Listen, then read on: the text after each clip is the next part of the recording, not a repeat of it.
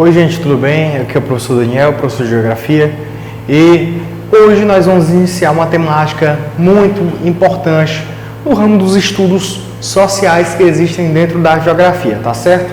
Qual vai ser essa temática, professor? Seguinte, América Latina e a sua diversidade cultural. Neste capítulo, pessoal, nós vamos estudar um pouco aqui sobre como a América Latina se formou. Desde quando a América Latina passou a ser denominada América Latina e o que caracteriza ela por receber esse nome. Vamos saber dos diferentes povos que aqui habitam, das culturas, diferentes culturas que formam esse espaço onde nós vivemos e desde quando essa cultura vem se preponderando aqui na América Latina, tá certo? Então, eu espero que vocês assistam essa aula, entendam um pouco mais sobre esse conteúdo e aprendam todos juntos, tá certo? Então, vamos lá, pessoal. Aqui, para início aqui da nossa aula, eu coloquei bem no centro aqui, América Latina. América Latina, pessoal, você que está me escutando, vive na América Latina. Sim, você mesmo.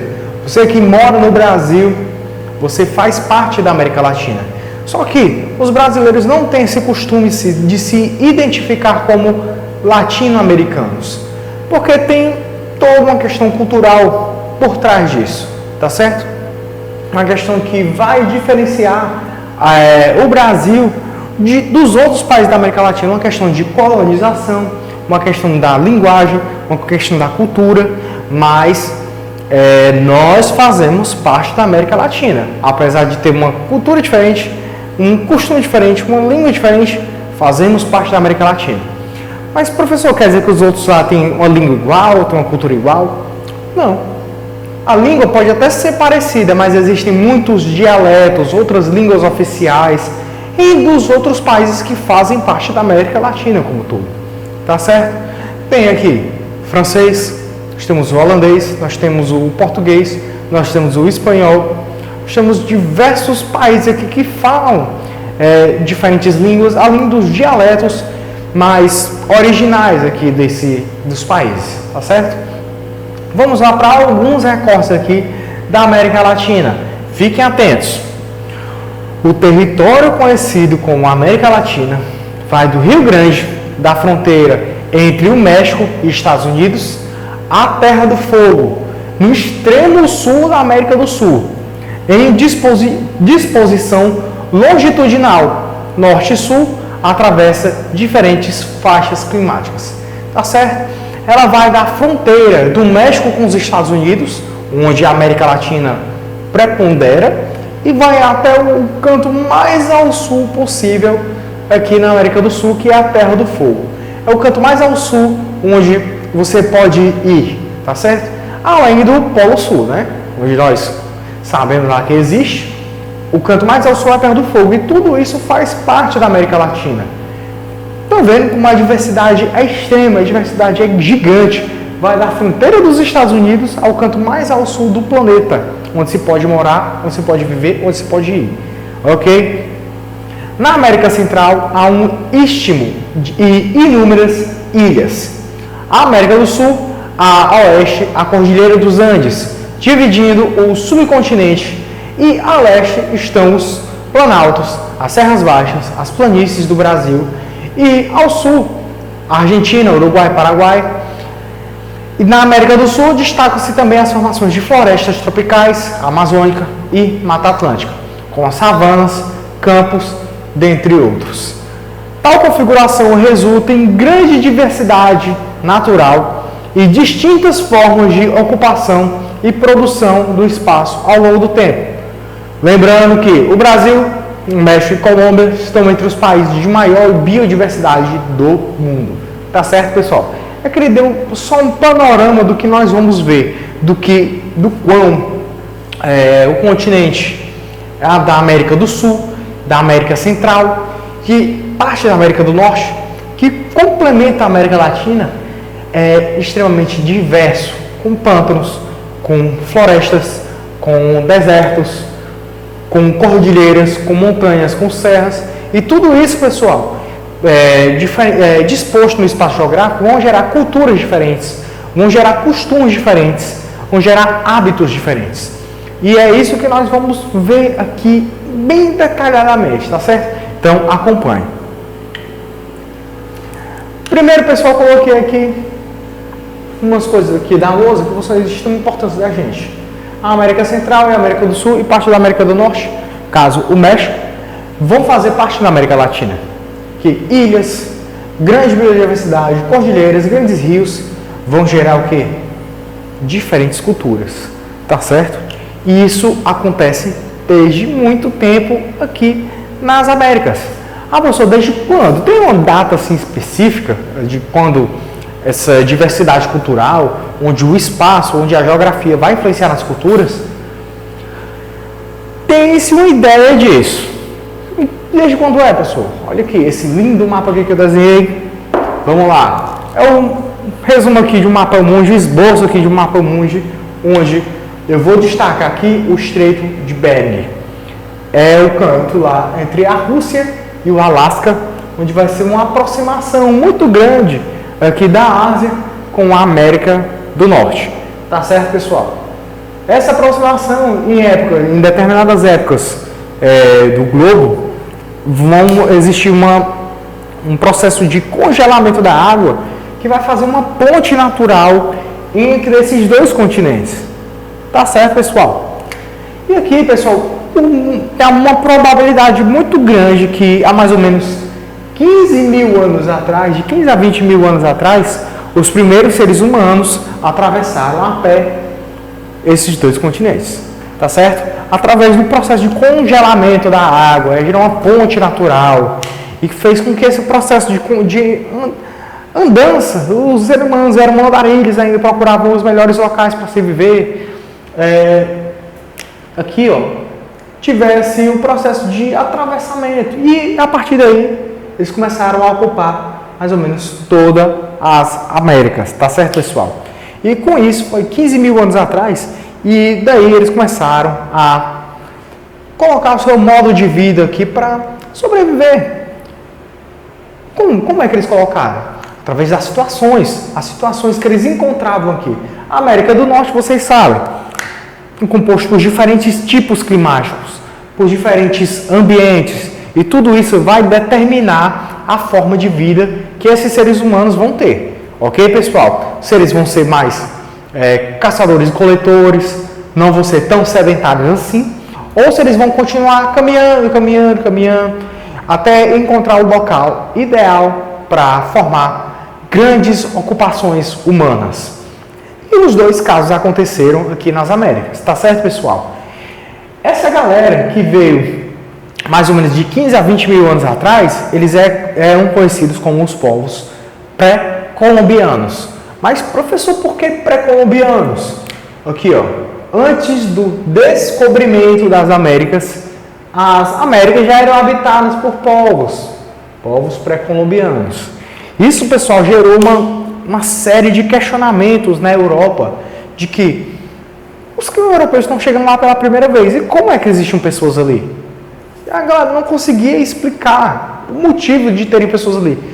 Imagina uma viagem de barco, o cara ia da Europa, atravessava a Europa toda, até chegar nas Américas, de barco, demorava meses e meses, e chegava lá, se deparava lá com pessoas.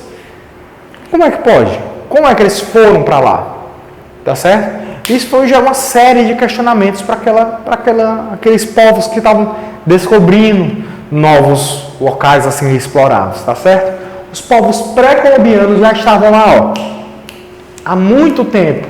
Tinham suas cidades, tinham sua cultura, tinham seus costumes, conseguiam viver lá muito bem, tinham a sua sociedade, diferentes sociedades que dialogavam, guerreavam umas com as outras, e tudo isso acontecia longe do domínio europeu.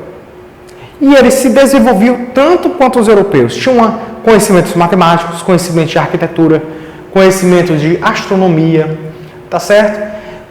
Domínio de ferramentas de aço, de ferro, de cobre. Sabiam do valor dos metais preciosos, a prata, o ouro, tá certo? E os europeus ficaram extremamente indignados com isso. Como é que pode?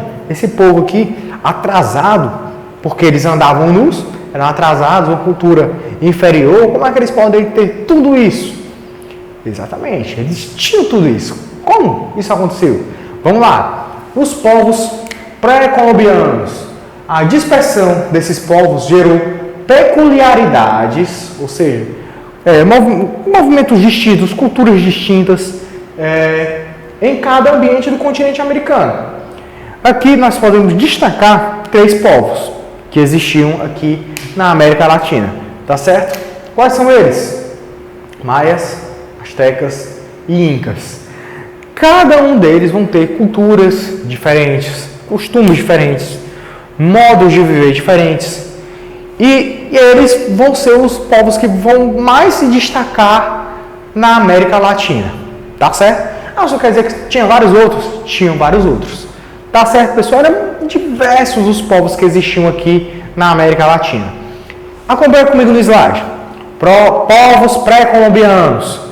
Os primeiros habitantes do continente americano teriam vindo principalmente da Ásia, em várias ondas migratórias que atravessaram o Estreito de Bering, entre o Alasca e o continente asiático.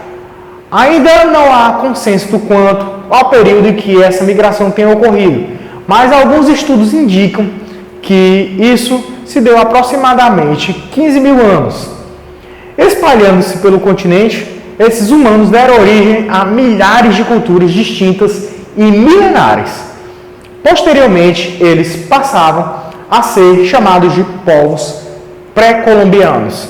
Denominação que toma como referência a chegada de Cristóvão Colombo no ano de 1492. Nesse ano de 1492, foi o ano que Cristóvão Colombo viu as Américas pela primeira vez.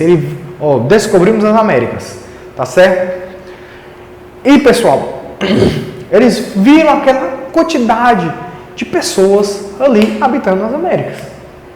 Meu Deus, eles ficaram extremamente impressionados, principalmente com esses 3 povos aqui que mais se destacavam. Por quê? Por todas as qualidades que eu já falei para vocês: domínio de matemática, domínio de arquitetura, relação dele com os metais, descoberta dos metais preciosos, relação de poder que existiam aí, de hierarquia que existia dentro desses povos. E aqui no outro slide eu trouxe um mapa aqui um pouco mais detalhado, onde vai destacar onde cada um desses povos dominava. Os incas, os maias e os astecas. Tá certo? Eles dominavam ali. A necessidade de produzir sua existência levou à construção de modos de vida peculiares em cada ambiente do continente americano. Os povos pré-colombianos praticavam a criação de animais, como lhamas, alpacas, nos atuais territórios do Peru, da Bolívia, no norte do Chile e de porções do Equador e ao longo da Cordilheira dos Andes, praticavam a agricultura. Na floresta mais baixa, como na Amazônia, floresceram milhares de povos que viviam da agricultura, da caça, da coleta, no meio dessas densas florestas tropicais.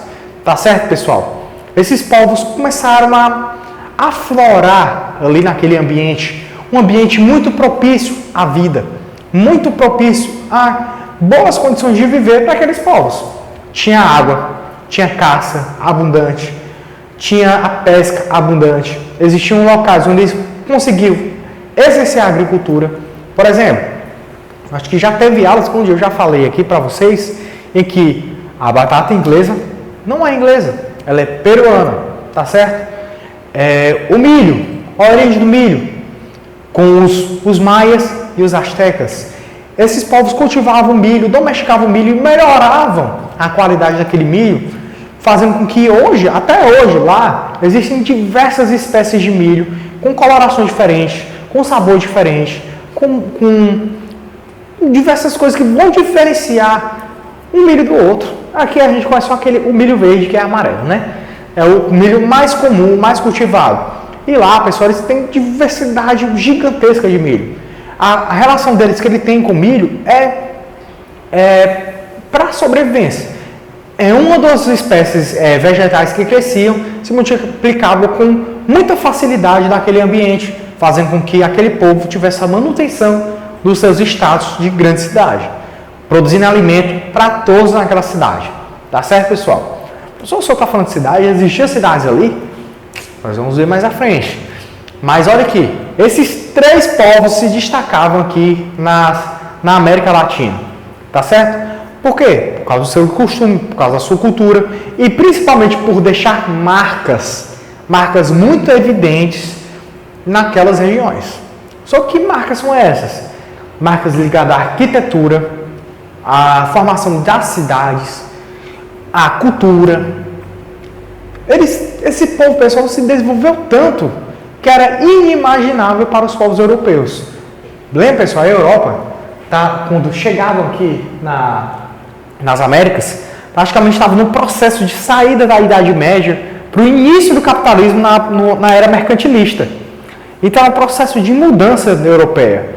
Os europeus, pessoal, eles estavam saindo do buraco, praticamente, para tentar ascender na economia, para tentar ascender na cultura como um todo, ascender nos estudos, na medicina, enfim, em modo de ascensão. E lá eles encontravam um povo que já estava no auge de sua ascensão. Um domínio religioso muito grande, de cultura muito grande, de técnicas de cultivo muito importantes que faziam com que eles continuassem o processo de ocupação do território, tá certo? Então, é algo impressionante para os europeus. Vamos lá saber um pouco mais sobre esses povos pré-colombianos. Aqui, pessoal, nós podemos destacar esses 3, mas eu vou começar falando aqui sobre os povos que dominavam no Brasil.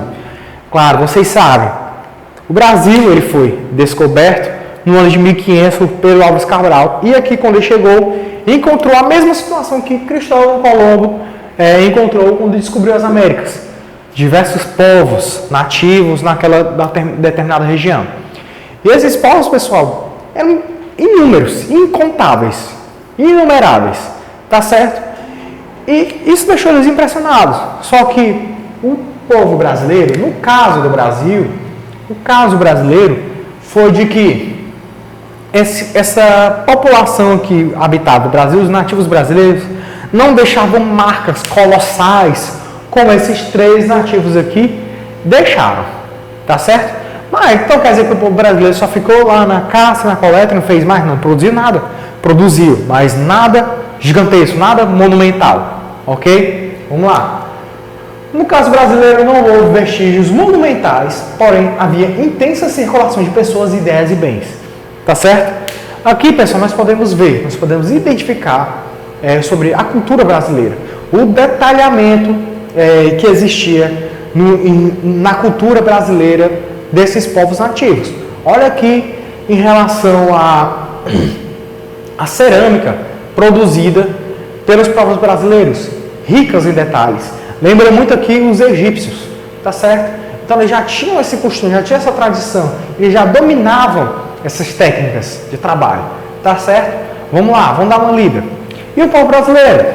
Apesar de o grupo amazônico mais remoto não ter deixado vestígios monumentais, pesquisas recentes mostram que, por volta do ano 1000, havia intensa circulação de ideias de pessoas e bens na região. Nela, há sinais de aterros, diques, barragens e grandes aldeias com roças principais e secundárias. Aldeias com roças principais e secundárias. Séculos antes do surgimento do Renascimento na Itália, nativos da ilha de Marajó, no Pará, e nas regiões do Torno de Manaus e Santarém do Pará, produziam cerâmicas com desenhos e padrões gráficos muito sofisticados. Tá certo?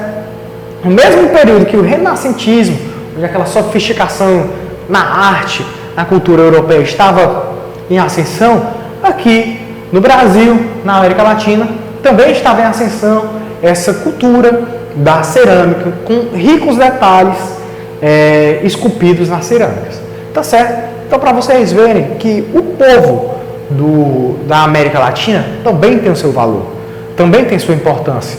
e eles foram tão marcantes quanto os europeus.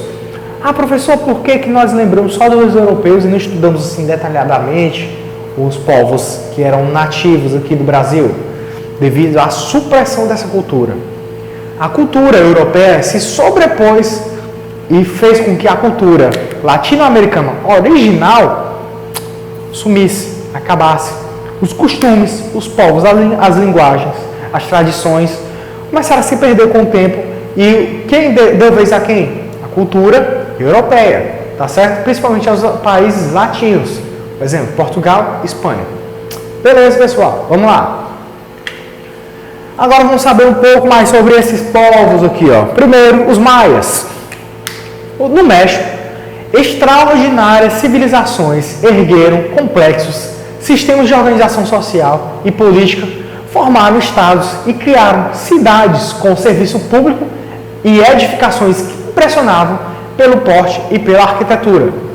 Estima-se que Teotihuacan, a 40 quilômetros da atual cidade do México, chegou a ter 125 mil habitantes, por volta do ano de 600. Imagina, lá na Europa, em plena Idade Média, com a galera sofrendo com secas, morando naquelas cabanas. E no mesmo período, aqui na América Latina, cidades gigantescas estavam surgindo. Cidade com 125 mil habitantes. Pessoal, para as proporções de hoje, uma cidade com essa quantidade de pessoas é uma cidade grande. Em determinados estados do Brasil pode ser considerada uma cidade grande, tá certo? Pelo menos uma cidade de médio porte. E imagina aquele período, há 600 depois de Cristo. Era uma cidade de proporções assim gigantescas, principalmente por estar próximo a florestas, locais afastados, locais onde a vida era difícil. Você tinha agrupamentos urbanos de 125 mil pessoas. Está vendo a grandeza que eram os povos aqui, antigamente? Vamos lá. Ela teria sido uma cidade multitécnica e multicultural, erguida ou transformada por maias, mixtecas, zapotecas e astecas. A civilização maia prosperou na península de Yucatán, no México, e em regiões dos atuais Guatemala, Belize, Honduras, El Salvador, na América Central. Tá certo? Estão vendo a grandeza desse império? O império que chegou até outros países. Ok, pessoal? Deixou suas marcas em outros países. Vamos lá. Agora falando assim, brevemente dos astecas, é que os astecas foram uma das principais civilizações pré-colombianas, junto com os povos que habitavam o continente americano antes da chegada dos europeus, e viviam na região da Mesoamérica. A capital do Império Azteca, Tecnotihuacan, acho que é esse o nome que se fala, foi estabelecida no local onde hoje fica a cidade do México. Vocês estão vendo que é muito próxima da outra, né?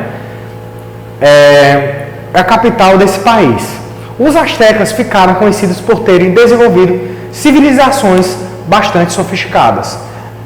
Da mesma forma que os maias, os astecas também tinham domínio de matemática, tinham domínio da astronomia, tinham domínio de arquitetura, sabiam do valor dos metais preciosos, dominavam a agricultura.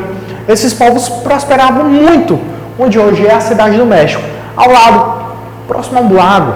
Eles faziam a agricultura próximo ao lago, viviam da água desse lago, principalmente porque a região próxima à cidade do México tem um clima muito seco.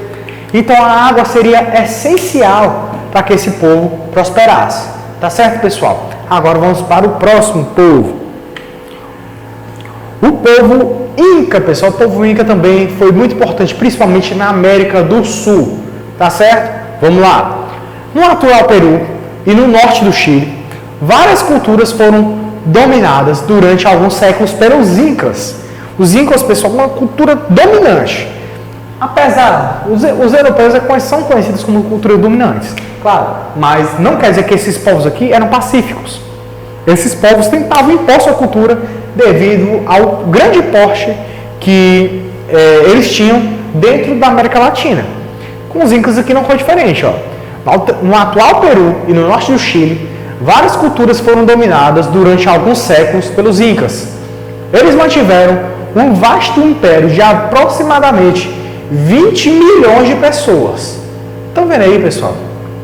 Hoje tem países hoje que não tem 20 milhões de pessoas. E naquele tempo, muito tempo atrás, antes do Cristóvão Colombo chegar aqui nas Américas, o Império Inca já contava com mais de 20 milhões de pessoas dominadas, tá certo? Tendo a cidade de Cusco, erguida a 3 mil metros de altitude, como a capital e o centro político do seu império. Olha aí, os caras no alto da montanha, no alto de uma cordilheira, começaram a dominar praticamente os outros povos, pessoal. Uma cidade erguida a mais ou menos 3 mil metros.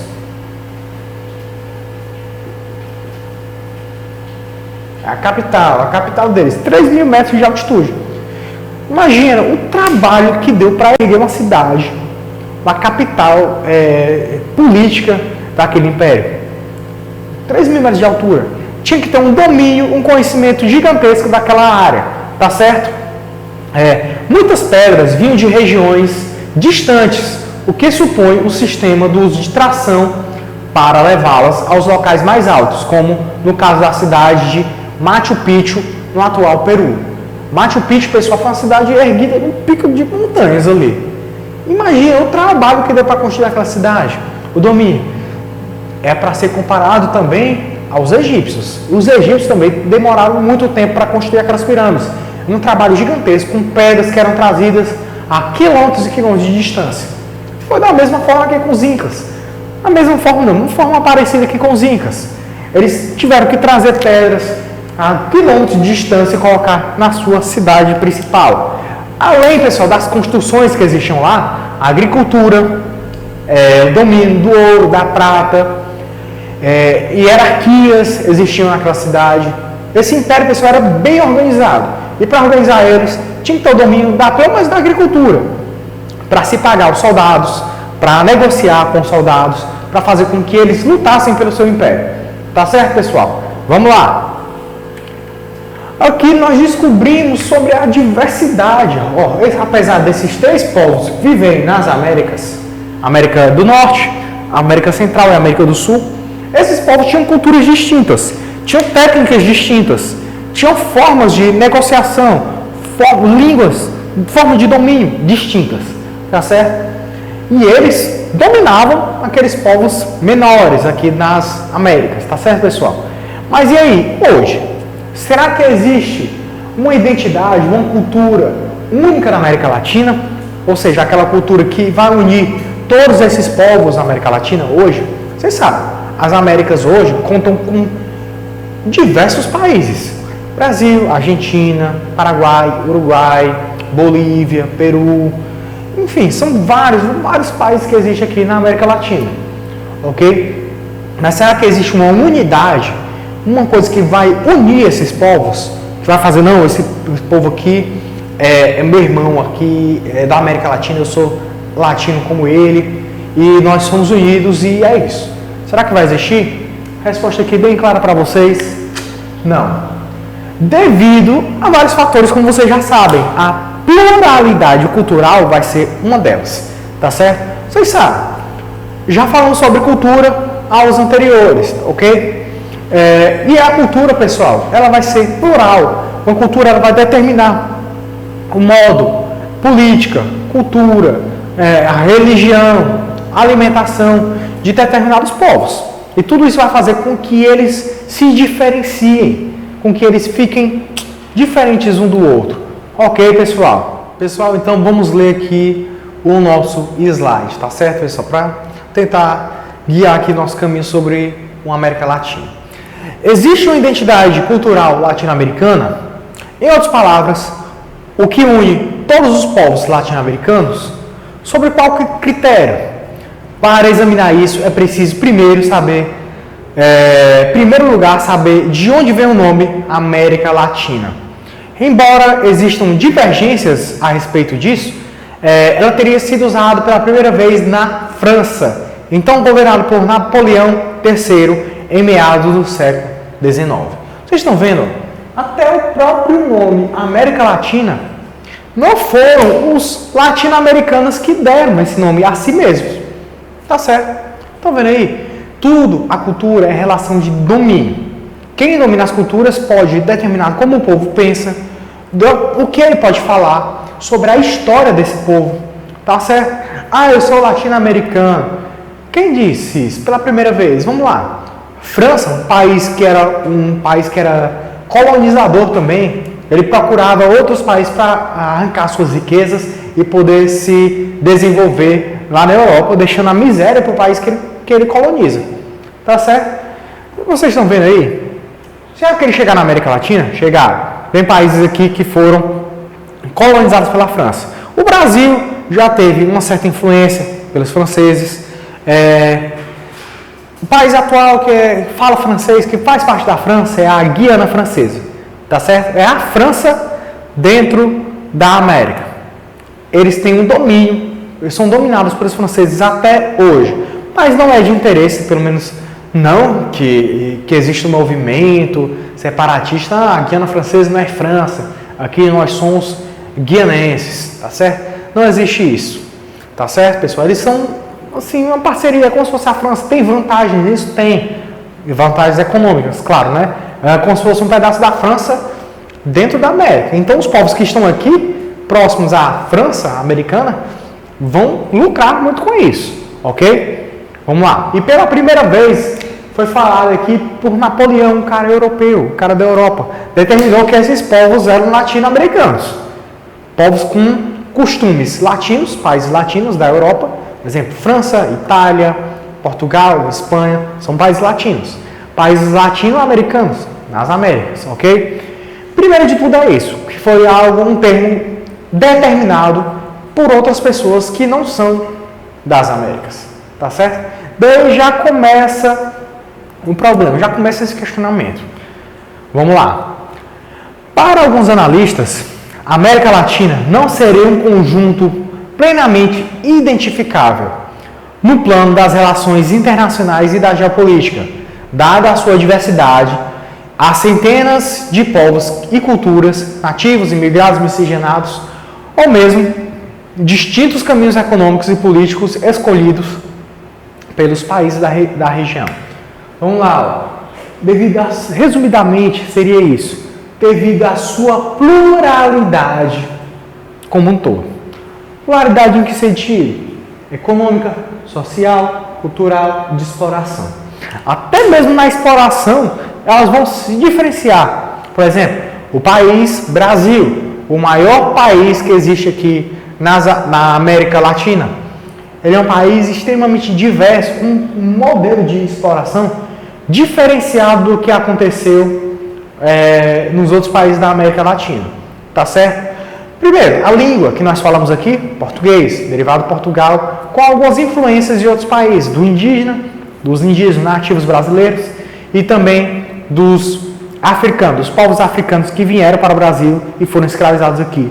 Contribuíram para a língua que nós temos hoje, o português que nós temos hoje, ok? Vamos lá. Cultural, já sabemos. Os aspectos culturais aqui, mais voltados a Portugal, aos países de cunho africano, países africanos e aos indígenas nativos daqui, tá certo? Que se diferenciavam do restante dos outros povos que existiam nas Américas, ok? Social, já falamos.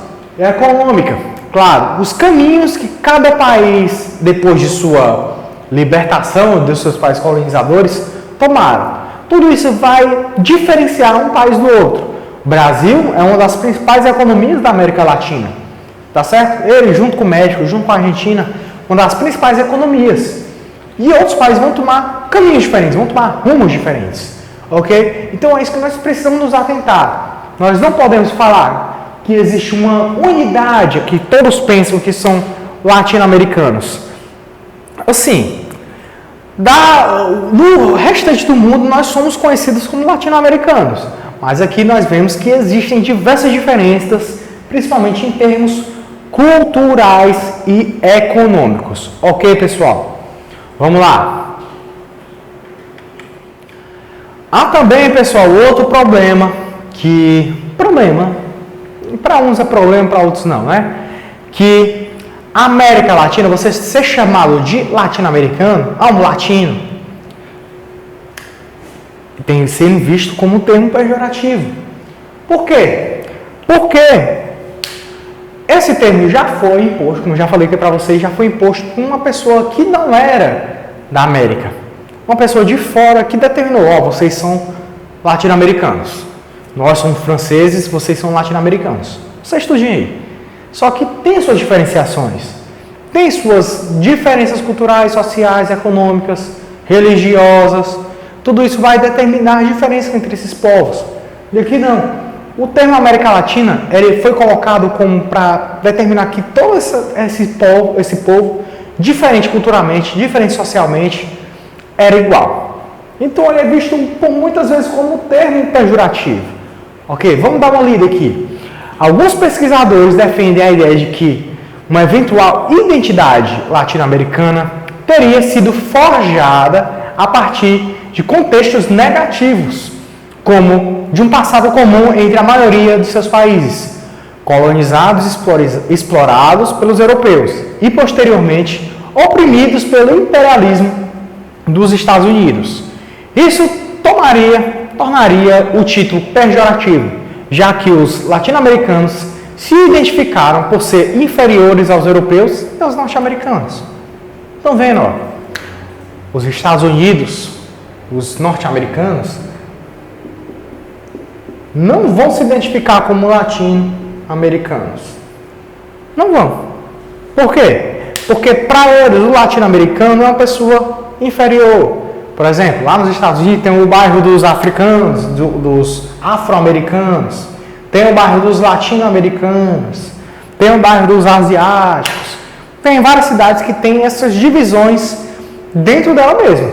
Tá certo? E aí eles colocam lá, os latino-americanos são aqueles povos aí não servem de nada, só vêm tomar os empregos dos norte-americanos.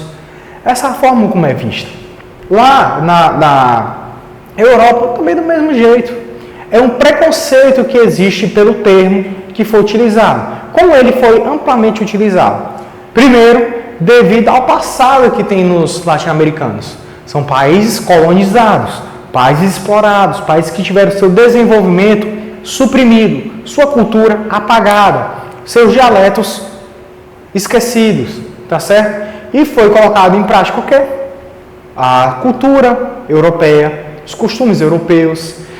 Depois que os europeus foram embora, deixa os países livres aí, vamos ver nossa vida, os países aí, vamos ver a vida deles. Depois de ter explorado até o limite, até a exaustão, eles abandonam esses países. E quem é que vai tomar de conta agora, né? Os Estados Unidos. Os Estados Unidos, com seu imperialismo, não vai permitir com que o parque industrial se desenvolva nesses países, não vai permitir outras relações econômicas entre esses países, vai tentar limitar o crescimento deles de acordo com os interesses dos Estados Unidos. Estão vendo? Tudo isso tenta suprimir as individualidades que existem em cada um desses países. Isso vai ser péssimo. A cultura dominante vai ser de quem? De quem tem grana. Quem tem grana? Estados Unidos. Eles vão dominar culturalmente. Eles vão dominar em relação à cultura de massa, ao que você vai ouvir, as notícias que vão chegar a você, a forma com que essas notícias chegam e se elas vão ter um interesse por trás. Ok? Curiosidade hoje, vocês sabem que o dinheiro manda em praticamente tudo nesse mundo. Tá certo? O grande empresário que existe nos Estados Unidos, conhecido como Elon Musk, ele afirmou em uma notícia que ele influenciou sim na deposição do governo da Bolívia, do presidente da Bolívia, o Evo Morales. Ele influenciou diretamente, patrocinando os opositores dele a derrubar o Evo Morales do poder de acordo com os interesses de um único empresário. Imagina, um empresário conseguir derrubar um presidente de um país. Isso acontece. Isso vem acontecendo há muito tempo. Tudo é questão de interesse. E quanto mais poderoso for o povo, mais os menores vão sofrer com isso. Tá certo? Vamos lá. E aqui, pessoal, ele traz que é um passado que é difícil de superar. Até hoje, essas marcas são sentidas dentro desses povos. Vamos lá, vamos dar uma lida nesse slide, tá certo? Esse passado colonial, como se sabe, foi marcado pela intensa exploração na pilhagem de metais preciosos na América Andina e nas monoculturas de exploração na América Portuguesa ou na América Central, entre outros casos. Também é preciso considerar a eliminação física de povos e de seu rico repertório cultural, quase sempre ignorado pelo colonizador. Foram dezenas de milhões de nativos que perderam suas vidas e tiveram cidades, modos de vida, obras de arte, artesanato e saberes destruídos. Isso também ocorreu na América do Norte. Na América Latina, as ordens religiosas católicas trataram e ainda de catequizar os indígenas e reforçar o projeto colonial. Tá certo? Isso só mostra, pessoal, que os interesses dos colonizadores se sobrepuseram aos interesses dos povos nativos. Tá certo? Isso fez com que a cultura da América Latina, sua diversidade cultural fosse reduzida, fosse dizimada. No Brasil, pessoal, uma curiosidade aqui do Brasil é que até o ano do descobrimento, do ano de 1500, existiam mais ou menos 5 milhões, vou colocar aqui para vocês, 5 milhões de nativos. 5 milhões de nativos que existiam somente no Brasil. É uma quantidade enorme. Vamos falar a verdade, é uma quantidade muito grande. É como se fosse uma grande cidade do Rio de Janeiro, espalhada pelo Brasil, de pessoas que moravam aqui, que tinham seus costumes, tinham seus hábitos, tá certo? E hoje, esses nativos, as pessoas declaradamente indígenas, não passam de 200 mil. Isso no Brasil inteiro, tá certo? Esses povos foram dizimados e com eles se perderam dialetos, se perderam costumes, se perderam tradições, se perderam conhecimento. E tudo isso, pessoal, traz um declínio muito grande para a população nativa daquele local. Quando você perde sua identidade, quando você perde sua origem, é algo muito ruim em relação à sua cultura, ok? Isso abre espaço para outras culturas dominantes determinar a forma que você vai pensar, ok? Então existe um movimento na América Latina de preservação dessas culturas, ok? Uma coisa aqui que eu destaquei para vocês e vai ser muito importante, vai ser da saída da Europa e também da entrada dos Estados Unidos. Vamos dar uma olhada no slide. É importante notar que a hegemonia e a forte influência dos Estados Unidos sobre a região, especialmente no final do século XIX, que nesse período a maior parte dos países se tornou independente, beleza? Desde naquela época, os Estados Unidos passaram sistematicamente a intervir na América Latina, seja invadindo países como a República Dominicana, o Haiti, Cuba, Nicarágua, dentre outros, apoiando ou depondo ditadores, controlando o Canal do Panamá. Até 1999 era domínio dos norte-americanos, seja exercendo seu poder econômico e influência cultural, disseminada e avassaladora presença de seus filmes, músicas, dentre outros países. Ok, pessoal? Vocês estão vendo aqui que, apesar dos europeus, os europeus botaram no chinelo os países latino-americanos. Chegou quem? Os Estados Unidos dominando e também botando no chinelo, dominando praticamente como esse país ia seguir economicamente, qual o interesse que tinha por trás disso. Por exemplo, venda do combustível, gasolina. A gasolina, pessoal, quem predominava na venda da gasolina na América Latina eram os Estados Unidos. Porque se esses povos tivessem sua independência em relação ao petróleo, de que adiantaria você vender gasolina se eles tinham seu próprio petróleo? Então, quem compraria, quem determinaria, quem exploraria o petróleo desses países eram os norte-americanos. Quem venderia a gasolina para eles refinada eram os norte-americanos. Qual a vantagem deles fazerem isso, professor? é que tudo isso vai gerar empregos, vai gerar renda, vai gerar imposto nos Estados Unidos e a economia dele vai crescer. Ok, pessoal? Vamos lá. Pronto, pessoal, só para reforçar mais uma vez aqui para a gente. América Latina, diversidade, identidades e integração. As grandes ondas de migração para a América no século XIX e século XX e a mobilidade de pessoas entre os países da região acentuou a miscigenação, algo muito marcante nos países da América Latina. Miscigenação. Na atualidade, tais fluxos continuam a ocorrer, como os bolivianos e peruanos ao Brasil e os haitianos e Peru ao Brasil.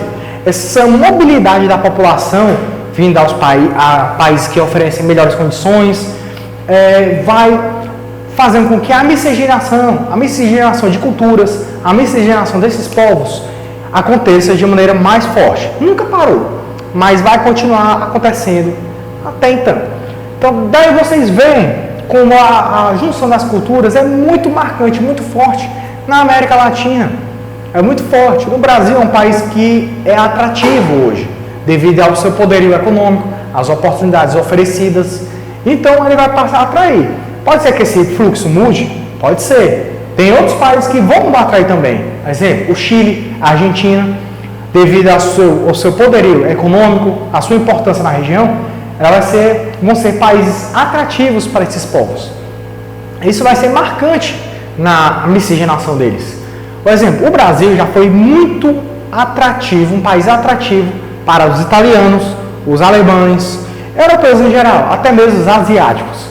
Começaram a vir para o Brasil tentar novas oportunidades aqui.